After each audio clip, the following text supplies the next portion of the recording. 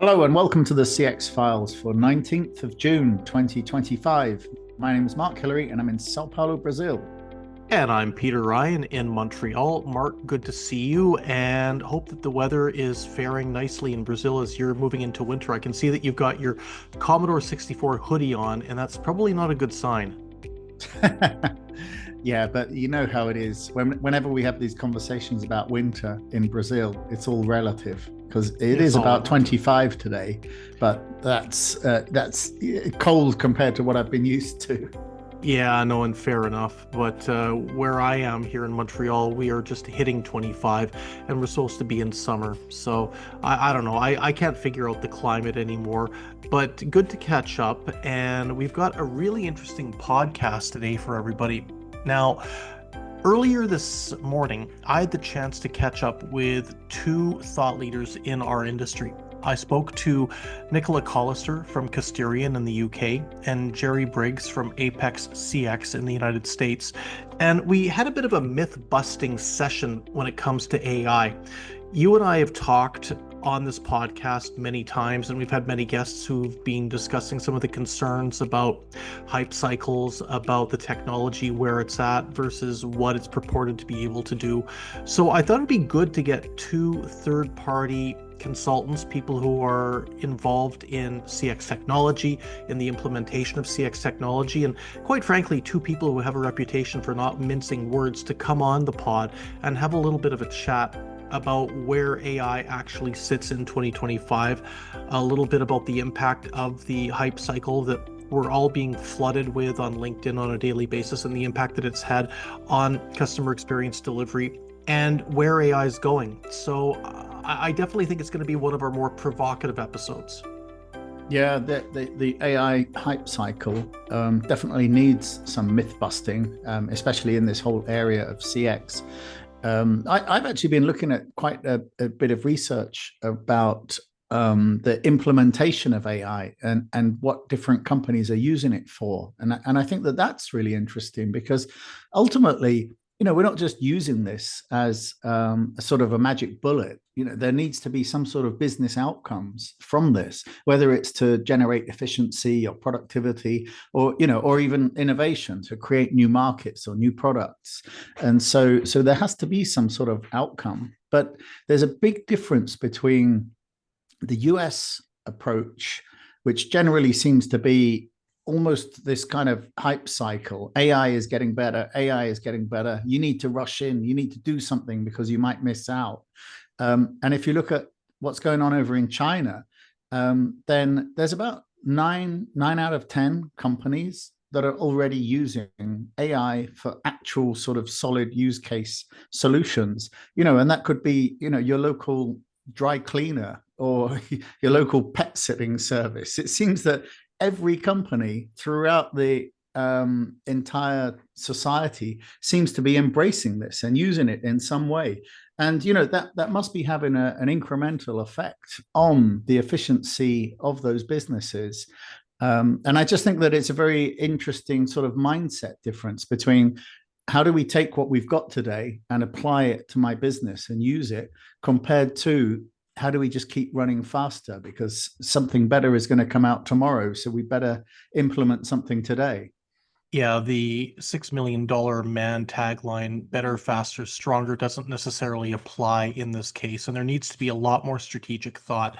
Something that I thought was really interesting when we were chatting, when I was having my talk with Nicola and with Jerry, was the extent to which there are a lot of different use cases that can be cited where this technology is doing a fantastic job and where it's actually making the roles of the frontline agent and the middle managers that much more palatable and that much more straightforward. But one of the things that we did get into the weeds on was the extent to which there are still a lot of concerns about how technology is being oversold, the lack of care and the lack of credence by a lot of different vendors in terms of how they're marketing this technology. And the refusal on the part of the outsourcing community to acknowledge the fact that they are still human-driven businesses. And this, I think Nicola put it best when she said, trying to rebadge everything as AI, and it just isn't. Yeah, absolutely. And I mean, this also comes back to the The conversation that we've got on the podcast next week, which is Pete Jones, the CEO and founder of Grip, the visual CX people. But that was basically one of the points he made in the conversation we recorded, was that there's a lot of different things you can do right now to dramatically improve your CX, and it doesn't involve having to sort of invest a lot of money in AI and just hope that it's going to work. And so, there's lots of proven technologies and proven systems, proven processes. I always say, look at how WhatsApp is used in Brazil. It's almost the cost is negligible to use WhatsApp for companies, and yet here I can use it to contact and interact with almost any company, and yet I go over to the UK and nobody's using it over there. It just seems strange. Well, I would recommend that we go directly to our interview and people can hear firsthand a little bit about what two of the best brains in the business think about the state of AI, about what AI is good for, where it stands right now in terms of functionality, and a little bit about some of the myths that required some busting, which I hope we were able to achieve.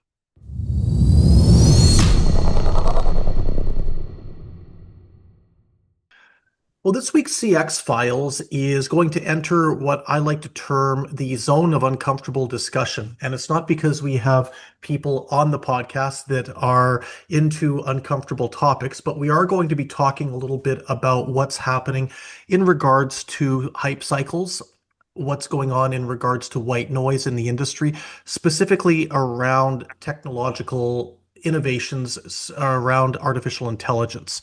So I couldn't think of two better people than to bring on the podcast this week than my friends and colleagues, Nicola Collister and Jerry Briggs.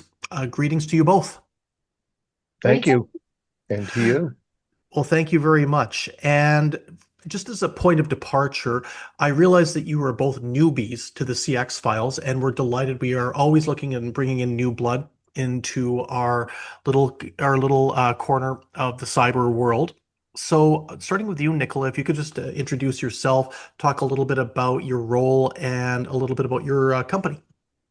Yeah, no, great. Thanks, Peter. So Nicola Collister, I'm from a company called Custerian. We're based in the UK. We have worked with businesses all over the world. And it's a boutique practitioner-based consultancy. So we work with organizations who may be wanting to look at changing things, redesigning things. We work with startups, scale-ups, PLC, FTSE 100 companies. And as I say, I've worked with a number of global businesses, global insurers, global retailers, and so on. So yeah, lots of different industries. But yes, anything where, do you know what? We want to do something better. We want to do something different. Then that's where we, try and push the boundaries and work with different organizations. Super duper. Well, we like boundaries being pushed. So Jerry, over to you. Jerry Briggs, I'm the owner and CEO of ApexCX. See the logo here behind me. We are a fairly young company with regard to its current branding. However, there's a longer legacy of a company called SK Weston, which Steve Weston founded. Many folks in the CX industry know Steve, and so I mention his name as a point of connection. I acquired Steve's company a couple of years ago and then merged it with some other business and created ApexCX. The purpose of ApexCX, not entirely dissimilar to what Nicola just described, but we focus specifically in the customer experience space. We are a consultancy. We provide professional services to companies in numerous verticals, but all with the common thread of having a customer-facing aspect to their business.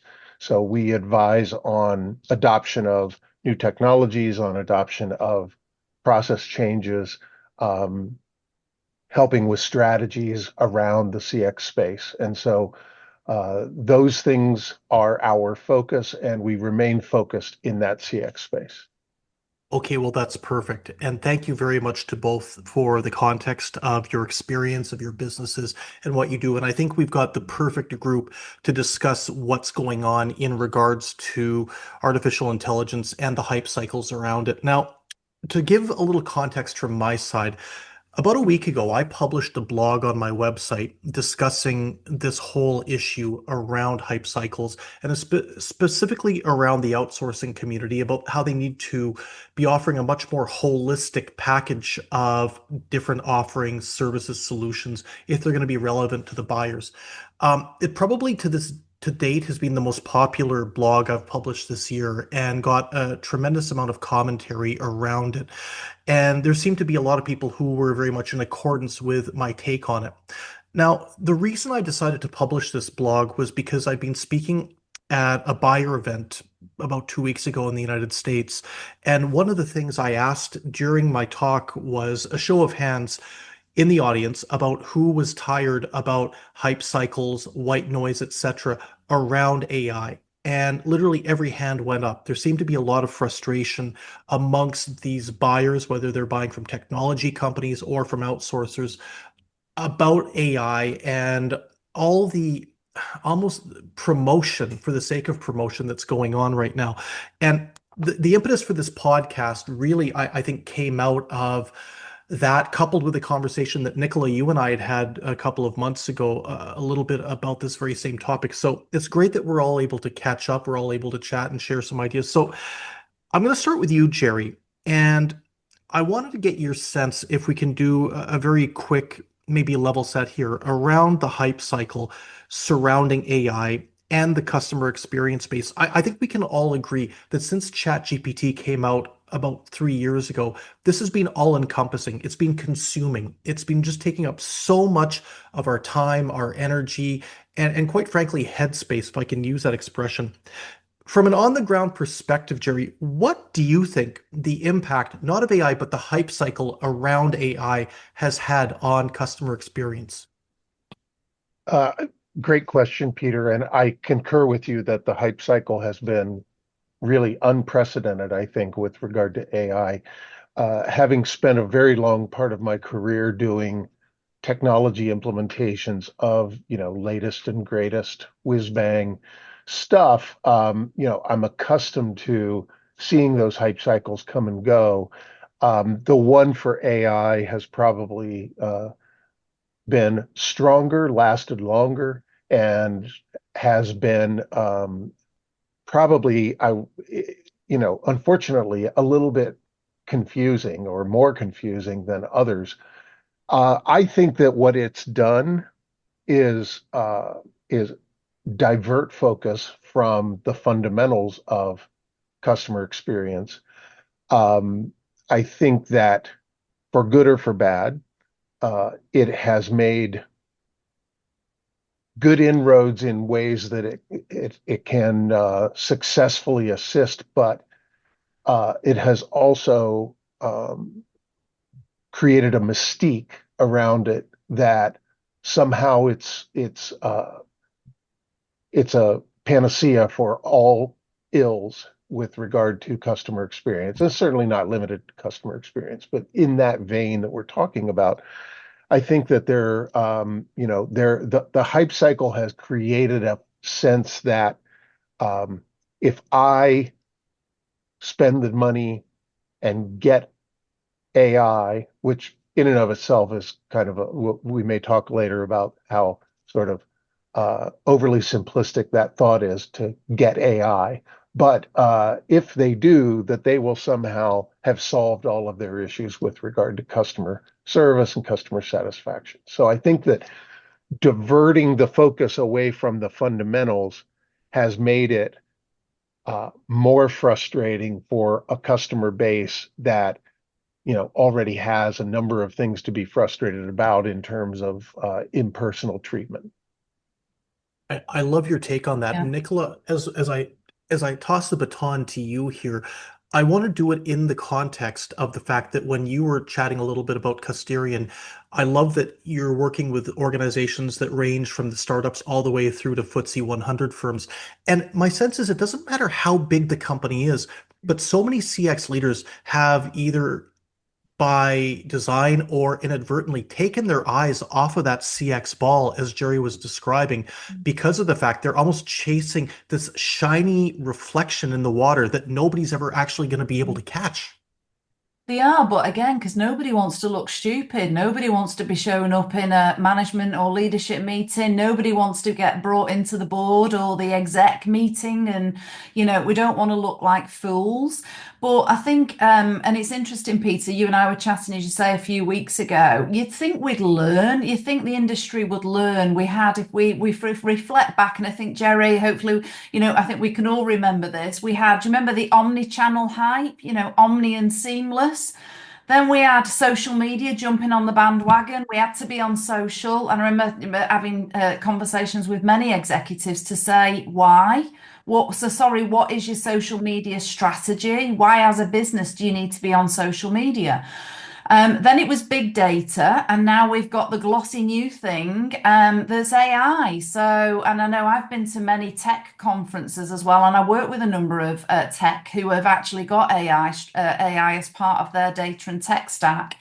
But again, all the technology conferences you go to now, every single billboard or marketing brochure has got AI all over it. Everything has just been rebadged AI. And that's, as you say, the danger for the business process outsourcing, the services industry and the solutions industry. Again, we start badging everything AI. So I think there's two things. There's this almost like dilemma that everything's being badged AI, and it's not. Some of it's just good old automation. So actually, it's just building on, the 20 years of automation, process automation and customer self-serve that the industry's been driving. I think back to the CX leader's perspective is that, again, we're not clear about, so what is a business's AI strategy and how does that, blend itself with your brand strategy and your business strategy? Because again, as part of your customer experience, and actually I'll probably go a bit further to say people experience, because it's both customer experience and colleague experience. What do we want those experiences to be? And actually be really clear about those design principles first before we just start grabbing stuff, buying stuff, and doing stuff. And I think that's the place we're in at the moment. Not for every business, but a lot of businesses are just either rabbit in the headlights and doing nothing, or they're just sat back doing stuff. And when you challenge them on why are you doing it, what's the purpose of that, and how does it align to your business and your brand strategy, there isn't a orchestrated answer. But you're raising a very good point here about how there's almost bandwagon jumping that's going on, if I can use that expression. And I cannot tell you the number of outsourcers specifically I've spoken to where we've had these very same conversations, and they've gotten a little bit heated. And the number of times I've had a BPO executive say to me, well, we're talking about this stuff, we're promoting it, because if we don't, we're going to look like we're not part of the pack. And I'm saying, maybe that's a good thing. Maybe you need to stand out. And I mean, Nicola, you'll recall when we were at CX Outsourcers in Munich a few weeks ago, one of the big points of discussion was enabling the human, because the human has not gone away. And I'm glad that we're at this point now. But we are also at a point where I think we should pay tribute to some specific aspects of AI and what it can do to enable a contact center. Jerry, you use the expression for good or for bad. Maybe you could start us off here. What are, in your opinion, or what are in your impressions, some of the good aspects where AI is actually enabling contact centers or agents to do their jobs better? I think that it's a very fair point that there are some good things about AI. The last thing I would want to do, and I think any of us would want to do, is just beat on it and badmouth it. Rather, I think it has its place, and it will evolve, and its place will grow, and it will become something different in 5 years than it is now, probably even less time because of the rapid pace of change. But I would say that some of the things that I think of when I think of what it does well is automation of routine tasks, things that are usually mundane for an individual, for an agent to take a call about. Those kinds of things can be automated, can be dealt with by a chatbot or, another form of AI capability. That lets the human agents deal with the more complex issues. And so I think in that regard, it's very helpful in perhaps some cost savings, although I don't think of it as a place to just do a cost takeout exercise. Rather, I see it as turn your knowledge workers into their best selves in exchange for giving AI the things that can be done in a repeated fashion. So that's something that I think AI can do today. I also would say one other thing, the other side of that coin, Peter, sorry, is that one of the challenges then becomes new agents who cut their teeth on those easy things and learn the capability of having the interaction with the customer now don't have those easy things to work from. And AI can play a role there as well in agent assist, where it's advising that newer agent on how to engage the customer in a way that's more meaningful, in a way that's addressing the customer's concerns more directly. So there's a value there as well, where agent assist can be improved with AI. And I love that angle because this is one of the things I'm hearing a lot about, whether it's agent assist, agentic AI, co-piloting. But the reality is that there is very much an application for this technology in helping individuals do their jobs better. Yeah. I can recall when I, for a few months in university, was working as a contact center agent, and granted, this was quite a long time ago, and the applications were certainly clunky, but you literally had to navigate potentially between 2 to 3, 4 databases at any one time.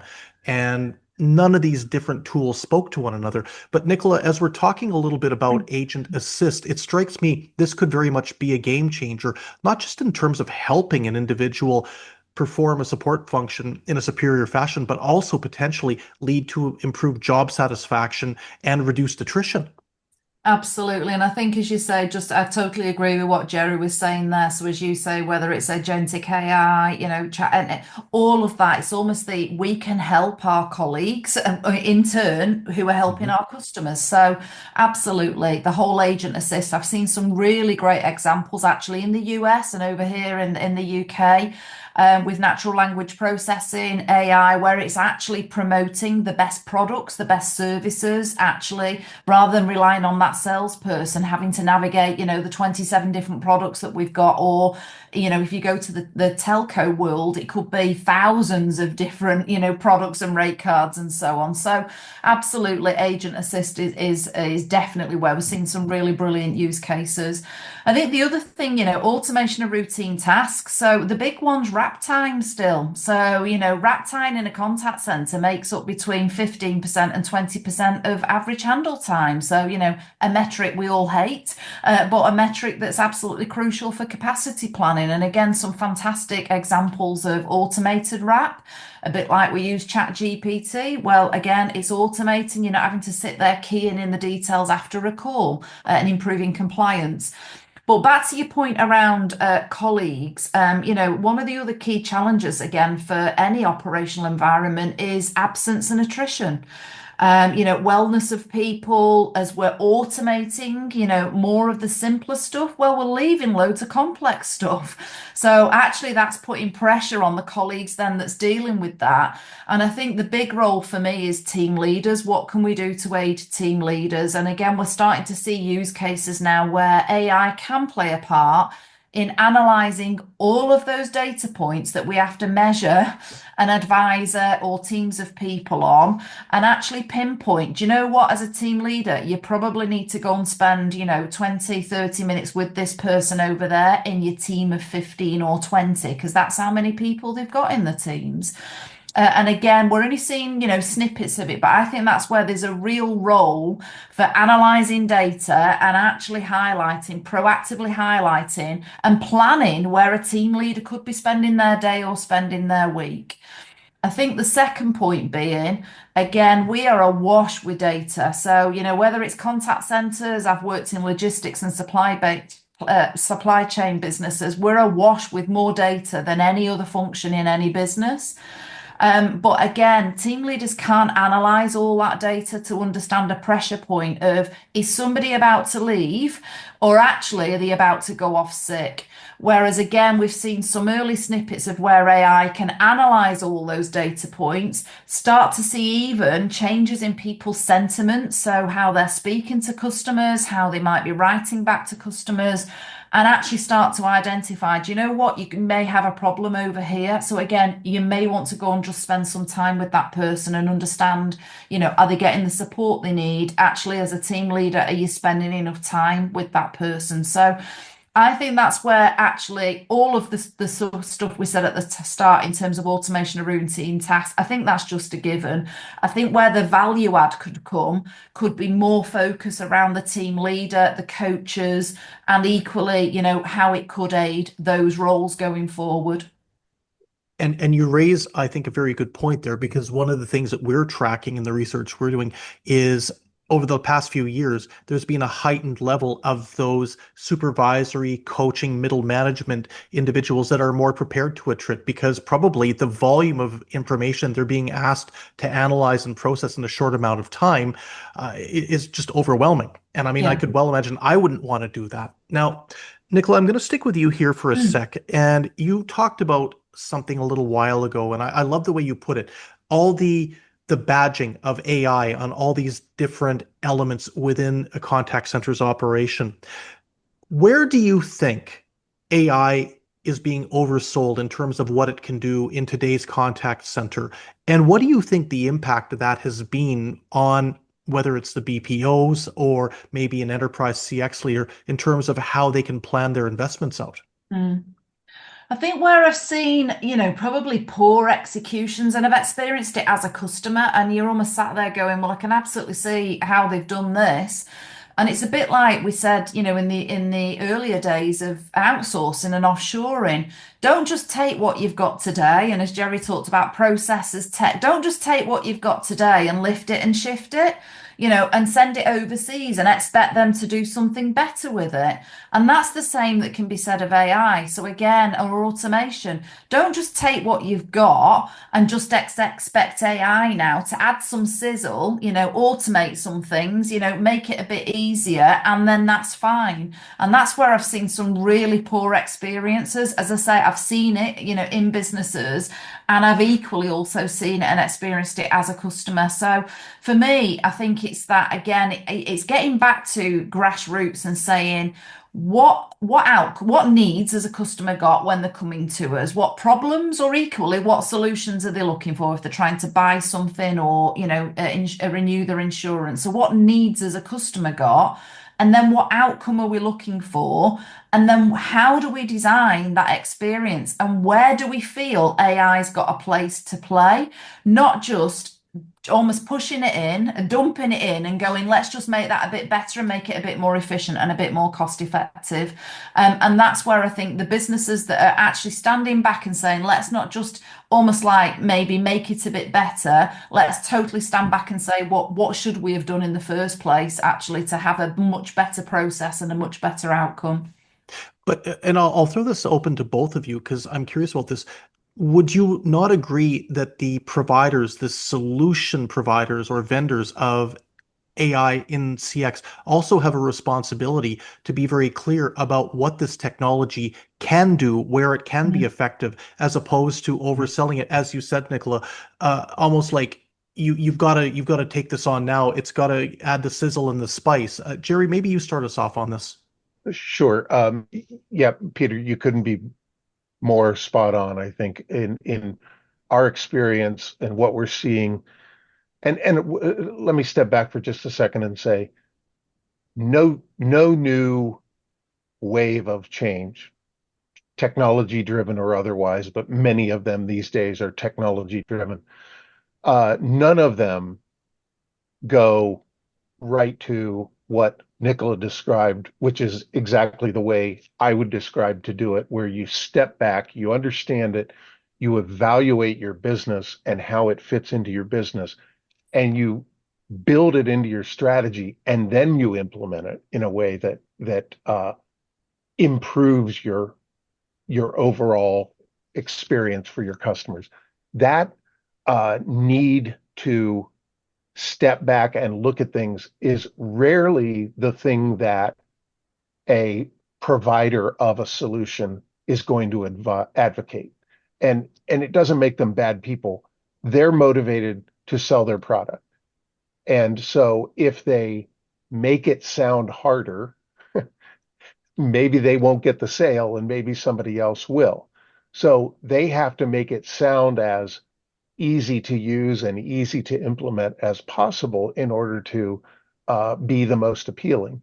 That being said, they in and of themselves approach it from the perspective of the hammer in search of nails, to use an old analogy, and so they are looking at it saying, I can make your business better and I can do this, this, this, this, and this. What they're not saying is behind the scenes, you will have to do these things in order to be ready for us to do those things. And I think that is a dance that is as old as any change in any business that includes third parties. And so I think that, it's not, I don't look at it as being cynical about it. Rather, I look at it as being realistic and pragmatic about what it's going to take to implement something like AI and not simply believe the hype. Yeah. And Nicola, what are your thoughts on that? Because I do think that this is probably a contentious issue, but it's one that we do need as an industry to start talking about. We do, and I think, as you say, I think it just building on what Jerry said, absolutely. I think we've got, and this goes to, again, as you say, the BPOs, service providers, consultancies, as well as the tech businesses. Be clear about what AI is and what it should do, and also be clear about what it's not and what it shouldn't do, because the danger is, as you say, we're just applying it across the board and not being clear about what we don't want it to do. And that's the danger, because there is a colleague impact. Look, there's a real colleague impact. If we go too far with some of the, automation assistance, agentic AI and so on, then you've got a massive skills gap with your existing colleague base. So how are you, supplementing, complementing, and actually reskilling some of these colleagues? I think the second piece, though, is equally from a customer lens. Again, be clear about what it is and what it's not, because there are still a lot of vulnerable customers out there. There are a lot of customers that haven't got digital access. So again, is your business prepared to now alienate those customers? So, and if you're not, then again, you need to be clear about AI will not play a part or play a role in that customer journey and that customer experience. So I think it's, as I say, important to be clear about what it is and what it should do and what it should deliver, but just as clear about what it shouldn't do. And I think all the tech vendors, the actual, the client themselves, the BPO, and anybody who's in that whole ecosystem, needs to come together and be clear about what that is for the, good of customers and for the good of colleagues. You both realize you're making my neck very sore because I'm just nodding constantly at everything that you're saying. All right, I'm going to finish off our chat now with a final question. By the way, thank you both. This has been incredibly enlightening. So, Jerry, starting with you, putting yourself in the shoes of an enterprise CX leader or a BPO that's interested in onboarding the capabilities, the potential of artificial intelligence, not necessarily thinking about where they should go to procure the technology, but to inform themselves. How would you inform yourself, or how would you recommend somebody in that position inform themselves about the technology, where it's at, what are the practical applications, and maybe what they should be thinking about in terms of sourcing a provider? Yeah, there's a lot there, a lot there in that question that I could answer. I'll do my best to answer the most uh, useful comments back. Um, First, I'd say that, and this wasn't your question, but I think it's important, and I think you alluded to it at the beginning of the conversation, Peter, is it's really important that people in leadership positions embrace that they need to do something about AI. If they, I've unfortunately been observing quite a number of, particularly in the BPO space, where their margins aren't great and they're struggling to choose where to make their investments.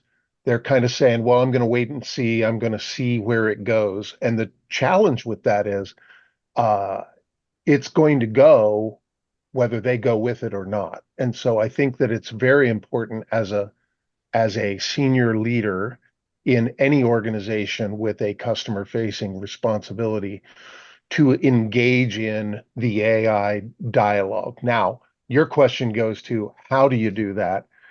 I believe there are many ways to address that. I think, my own way is to try to stay up on what's happening in the space, not daily. I don't subscribe to a lot of AI newsletters or anything like that because I think, to your point about the hype cycle, that level of noise can just be distracting.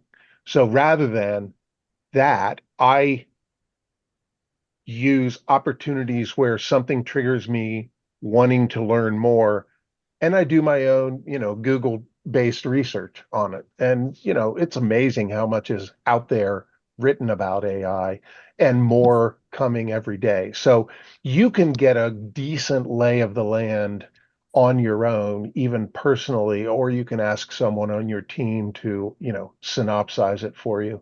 I'm sure the AI types would say, well, just ask AI to I was going to synopsize say, it ask for ChatGPT. you. But nevertheless, you need to spend that time to understand what it can do and some of the pitfalls. And that stuff is readily available online right now. I mean, there's a lot of pieces being written about it. And then I think recognizing that you need to think about it strategically. And I'm going back to Nicola's point early on in the conversation. You should not make an investment like AI. And oh, by the way, it's a very large investment to really embrace. You should not make such an investment without understanding how it fits with your business strategy, your brand identity, and where you want to go. So if you step back and look at that and consider AI in that way, you start to build a foundation from which you can put AI to work. So that's my recommendation to someone who is looking for a way to understand how they can make use of it. Uh, I'll call my own shameless plug here. Third-party consultants like ourselves, like probably Nicola's group, uh, are an excellent way to get advice on this. And we do give advice to quite a number of clients on how they should start to embrace AI. It doesn't have to be us, but there are companies out there who are watching the market and studying the market, and you can leverage their expertise to get underway as well. That's fantastic, and I would tend to agree. Third-party organizations that have experience in analyzing solutions, analyzing the application specific functions, I think bring a tremendous amount of value. And Nicola, when we think a little bit about your take on this, I'm going to twist it a little bit. And I think I mentioned this to you when we spoke last time. One of the things that really irks me is when you go on LinkedIn and you see somebody posting with the opening line, AI is revolutionizing CX. Well, actually, it's not necessarily doing so. I tend to think those are the types of organizations or the types of individuals you might want to exercise a little bit of caution around. When you're thinking about how you're informing yourself from a Custerian perspective, what would be some of the approaches you take to learning in an objective fashion about this technology? Absolutely. And as you say, I'm smiling and laughing, Peter, because, I'd say avoid those AI evangelists. You know what? There's a market full of them out there, and you really don't need any more of that. So, for me, I think it's back to what you've said and Jerry was saying. You've got to do your own research. So, as you say, there are external firms like ours, plus others that can advise. Go out, podcasts like this, Peter, with actual real practitioners, not again people that harp on about it, evangelize about it, and give you all the theory behind it. Actually look for the use cases. So where have we seen good examples? Where's it really worked, and what's the outcome and the benefit realization been? And then likewise, it's really important, I think, to look for where businesses or people have got it wrong. And actually, there's more people are starting to open up about, actually, we tried that and it didn't work. Or, you know what, whilst we got that, and yes, it's taken some cost out, do you know what? It's like that whack-a-mole game. So we've whacked that and it's achieved a cost out, but we've now got a problem over here with, I don't know, colleague competency or proficiency, or, ask people for equally where is it not so good, or where's it caused, problems further down the line. And I think it's that pragmatic voice, actually, because this needs to be a sustainable future. It needs to be something that's complementing people, not necessarily, en masse replacing people. So we want this to complement. And as you say, we talked about at the Munich event, it's about people being powered by technology and AI, not, necessarily, we're not all, marching for this is going to replace everybody. Well, on that note, thank you very much to both of you. We truly appreciate the perspective that each of you brings from the opposite side of the pond. And this podcast, I think, has probably been one of the most animated that I've done in quite some time. And I truly appreciate the energy, and also, quite frankly, the frank talking that both of you, Nicola and Jerry, have been able to share with us. So I know that I mentioned at the outset, this is both of you for the first time on the CX Files. It definitely won't be the last. Happy to be here. Thank you. Thank you. Enjoyed it.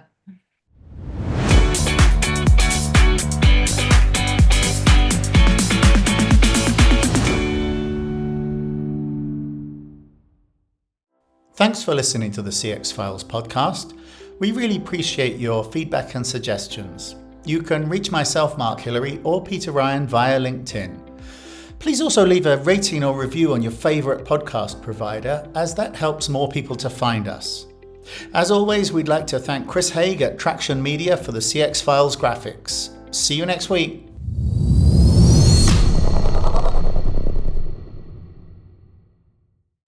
All right. Mark, can you hear my dryer in the background? No. Okay, good. My microphone's working then.